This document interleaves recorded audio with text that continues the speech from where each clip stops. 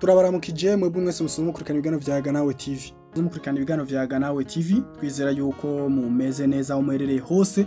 Tunabana ikaze mu gano ca cingino cyo kuno munsi wa gatanu, igenekerezo ni rya 20 ukwezi kwa kabiri mu mwaka wa 2026. Makuru yacu rero y'inkino yo kuno munsi ku mugano abora turaza kuba tuyahera mu gwa FC Barcelona, ariko haravugwa iza ry'uwitwa Gerard nako Juliano Alvarez.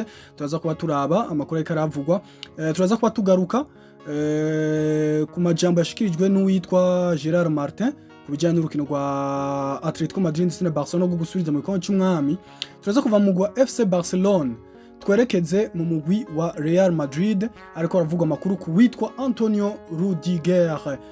Turaza kuba turabara y'amajambo ariko aramuvugwako ndetse n'igaruka ry'uwitwa Eder Militao ava mu mvune. Ivyo byose turaza kuba tubica ko mu gwa Real Madrid. Turaza kuva ngaho mu gihugu ca Espagne duce gatonya mu gihugu cy'Ubwongereza witwa Bukayo Saka yongereje amasezerano. Manchester City witwa Savinho yagarutse. Benfica de Lisbonne yitwa ari mu gwa Real Madrid. Ivyo turaza kuba tubicamwo tubirabe rero ni musangwe ikaze muri kino kiganiro cacu.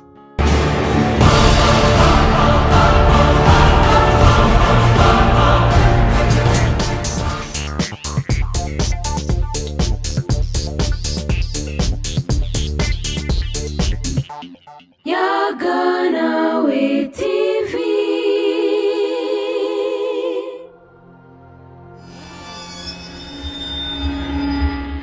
Nkuko tubikesha rero ikinyamakuru Mundo Deportivo, kimwe mu binyamakuru vyegere mu wa FC Barcelona, kitumenyesha yuko uwitwa Juliano Alvarez no munya-Argentine yoba agiye gusinyira mu wa FC Barcelona inyuma y'igikombe cy'isi cimirije kizoba muri noci y'umwaka wa 2026. Kitumenyesha ko umusatirizi rero wa Atletico Madrid yamaze kuba ahitamwo umugwi wa FC Barcelona kari nkawo mugwi bagiye kubandanyirizamo, kuko we asanzwe yifuza kuja mu mugwi azotwaramwo ibikombe. Akaba ariyo mpamvu rero yahisemwo umugwi wa FC Barcelona, nubwo umugwi wa Arsenal nawo nyene warusanzwe uri kuramwifuza cyane, ariko no mukinyi w'umunya-Argentine we akaba yahisemwo umugwi wa FC Barcelona. Ariko kandi ikinyamakuru Cadena Ser kitumenyesha ko umugwi wa Atletico Madrid wifuza gusaba amayangana ni miliyoni 200 ku mugwi wose wifuza kuzorondera uwitwa Juliano Alvarez. Ikibazo rero n'uwo duca tuguma dusiga twibaza, ubwo FC Barcelona yoba yiteguye kuzotanga ayangana ni miliyoni 200 kuri no mukinyi wa Atletico Madrid ariwe Juliano Alvarez. Rero kurindira twaraba nimba vy'ukuri mu gwa FC Barcelona uzoshobora kurekura ay mahera angana uko kose kuri no mukinyi Juliano Alvarez. Tukiraho nyene mu gwa FC Barcelona, nuko uwitwa Gerard Martin yarayakoze ikiganiro namwe mu banyamakuru mu gwa FC Barcelona, nkuko tubisanga ku kinyamakuru ca Mundo Deportivo. Cyari ikiganiro kirekire uwitwa Gerard Martin yarayakoze, ariko muri ico kiganiro tuza kuba tugaruka mu majambo uwitwa Gerard Martin yashoboye kubavuga ku bijanye n'urukino umugwa FC Barcelona uzokina n'umugwi wa Atletico Madrid go gusubiriza mu gikombe cy'umwami. Uwitwa Gerard Martin yaraye ashikirije yuko nimba ngo hariho ekipe ishobora gukora remontada ni FC Barcelona. Akaba yabananje avuga yuko umugwi wa FC Barcelona avuga kuva no mu gushika mu bakinyi bifitiye icizere cyuko bategerezwa gutahisha umugwi wa Atletico Madrid maze bakabandanya mu rukino rwa nyuma. Tubibutse yuko umugwi wa Atletico Madrid watsinze ibitsindo bigera kuri 4-0 umugwi wa FC Barcelona hariya kuri Riyad Metropolitano mu rukino rwa mbere. Urukino rwo gusubiriza umugwi wa FC Barcelona ukaba uzokwakira Atletico Madrid kuri Spotify Camp Nou. Rero nikirindira twaraba nimba umugwi wa FC Barcelona uzoshobora kubikora nkuko no mukinyi wabo Gerard Martin aje kubishikiriza yuko bifitiye icizere cyo kuzoshobora gukuramo umugwi wa Atletico Madrid. Ariko ntivyoroshe mugano kurindira, nta kidashoka mu mupira w'amaguru, byose tuzobihabwa n'iminota 90. Iyindi nkuru dusa nk'abarangiriza ko mu gwa FC Barcelona uko uwitwa Pablo Gavi ubu tuvugana yamaze kuba atangura imyimenyerezo ari kumwe n'abandi bakinyi ba FC Barcelona. Igihari n'igiki nuko bakiriko bararaba nimba umwanya n'umwanya uwitwa Pablo Gavi ashobora guhabwa urusha n'abaganga ko gushobora kugaruka vuba tukamubona mu nkino umugwi wa FC Barcelona wimirije kuba ukina. Muri Real Madrid naho ngo bizera yuko uwitwa Antonio Rudiger ashobora kubashikana ku gutwara igikombe ca La Liga canke igikombe ca Ligue des Champions.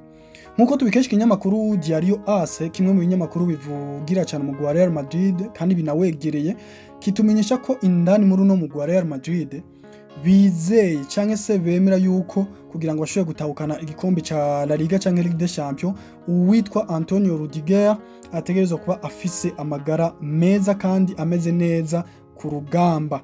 Nkuko rero vyatangajwe na kino kinyamakuru, muri uno mugwi babona ko uwitwa Rudiger ari nk'umwe mu bakinyi beza kandi umugwi ugenderako, zimwe mu nkingi umugwi wa Real Madrid ugenderako.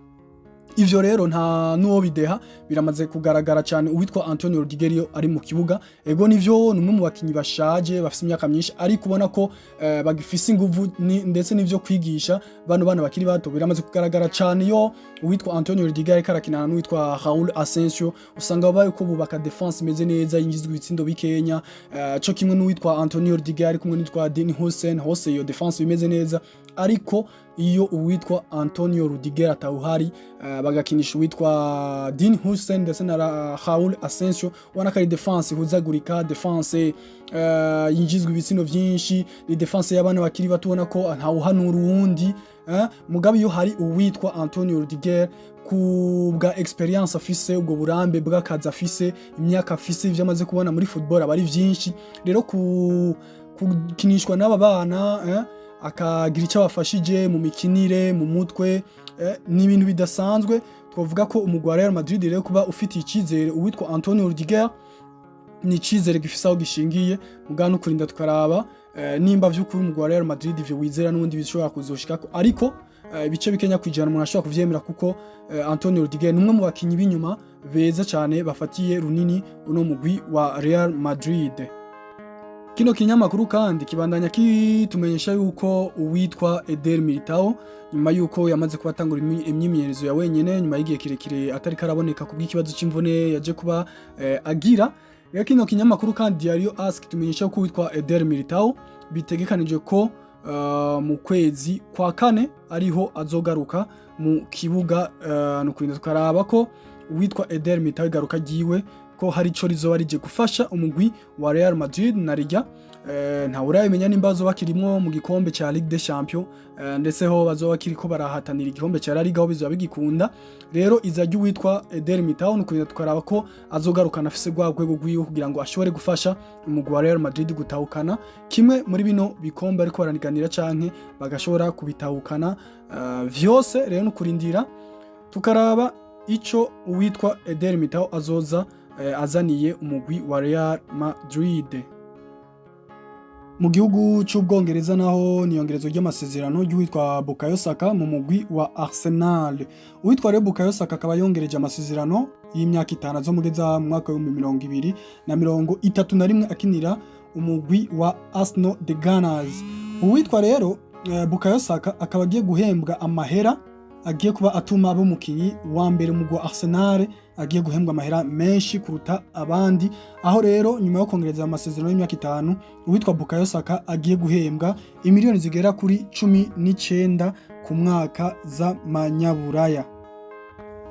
Mu mugwi wa Manchester City ni garuka ry'uwitwa Savinho, uno mukinyi w'umunya Brazil amaze imisi ari mu mvune, ubona ko nawe yamaze kuba agaruka bitakiri banga, yamaze kuba agaruka mu myimenyerezo n'abandi bakinyi ba Manchester City, nyuma yuko baje kuba bagarura n'uwitwa John Stones ndetse na Ruben Diaz nawe nyene yaramaze kuba bagaruka nyuma yo kumara igihe bari mu mvune. Rero n'umugwi wa Manchester City nawo ubona ko uriko uragarukana bamwe mu bakinyi babo ngenderwako kugira ngo bashobore kuba bafasha guhatanira igikombe ca Premier League ariko baragwanya n'umugwi wa Arsenal cy'uno mwaka ndetse n'igikombe ca Ligue des Champions. Nkuko tubikesha kandi kinyamakuru The Athletic kitumenyesha ko uwitwa Richarlison n'umusatirizi w'umugwi wa Tottenham no munya Brazil ashobora kuva muri uno mugwi wa Tottenham muci tugiye kuba tujamwo. Rero bivugwa yuko umugwi wa Flamengo hariya muri Brazil wabo ndetse n'umugwi wa Atletico Madrid, iyo migwi yose iriko irarabira hagufi uno mukinyi w'imyaka 28 asanzwe akinira umugwi wa Tottenham asatira. Sivyo gusa umugwi wa Tottenham Hotspur bariko bararabira hagufi gushobora gukubita ku ntoke umugwi wa Chelsea ku bijanye n'umukinyi Morgan Rogers n'umukinyi wa Aston Villa. Rero ni Tottenham ubona yuko iriko irakora ibishoboka vyose kugira ngo irabe ko yoca ko umugwi wa Chelsea de Blues kujya no kurondera n'umukinyi w'umwongereza w'imyaka 23. Ku yandi makuru naho nuko uwitwa Carlo Ancelotti uno mumenyereza wo mu gihugu wa Brazil nawe agiye kwa yongereza ayandi masezerano muri no mugwi serukira gihugu. Witwa Carlo Ancelotti akaba agiye kongereza amasezerano y'imyaka 4 mu mugwi serukira gihugu wa Brazil. Ivyo rero kaba bigiye gutuma tuzomubona mu gikombe c'isi tugiye kwa tujamo cy'ibihumbi 2026 ndetse n'igikombe c'isi cy'umwaka w'ibihumbi 2030 hamwe atacohinduka ivyo bikombe bibiri vyose vy'isi. Dushobora kubona uwitwa Carlo Ancelotti ari wari karamenyereza umugwi serukira gihugu wa Brazil. Mu Butaliyano umugwi wa AC Milan naho nkuko tubikesha nyine kinyamakuru The Athletic naco nyine kitumenyesha yuko umugwi wa AC Milan wifuza kongereza amasezerano uwitwa Luka Modric y'umwaka umwe. Rero uwitwa Luka Modric nukwenda twara nimba vy'ukuri nawe azosinya ano masezerano kubandanya akinira umugwi wa AC Milan. Umugwi wa Benfica de Lisbon nawe aje kuba witwarira umukinyi Federico Valverde wa Real Madrid mwishiramo ry'umupira w'amaguru ku mugabane wa Burayi UEFA. Nkuko rero tubikesha kinyamakuru Sport kivuga yuko umugwi wa Benfica witwariye umukinyi Federico Valverde ko yabakubaguriye umukinyi wabo Samuel Dahorn no munyaswede mu rukino rwa riko rubahuza mu rwibanze mu kurondera itike yo gukina kimwe cy'umunani gishiri cyanyuma ku rukino rwabereye kuri Estadio da Luz no mugwi wa Benfica. Intumbero rero yuko umugwi wa Benfica witwara Valverde no kugira ngo bashobore kurana imba vy'ukuri shamo ry'umupira w'amaguru ryo muhagarika kugira ngo ntazoshobore gukina urukino rwo gusubiriza.